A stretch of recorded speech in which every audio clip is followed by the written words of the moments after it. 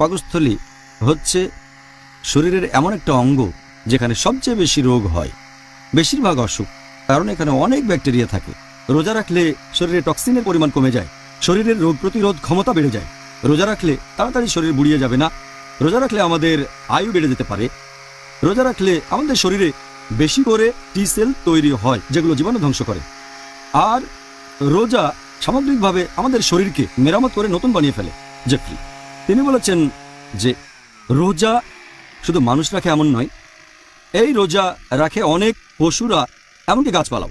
তিনি উদাহরণও দিয়েছেন শীতপ্রধান দেশে যেসব পশু থাকে, যেখানে তুষারপাত হয়, তারা আলাদা আলাদা থাকে, তখন কিছুই খায় না, শীত নিদ্রায় চলে যায়। এখানে উদাহরণ হিসেবে ব্যাঙের কথা বলা যেতে পারে, এরা শীত নিদ্রায় চলে যায়, এ সময় তারা খায় না, রোজা রাখে। উনি সেখানে উদাহরণ হিসেবে আরও বলেছেন যে এমনকি গাছপালাও শীতকালে পানি না পেলে রোজা থাকে।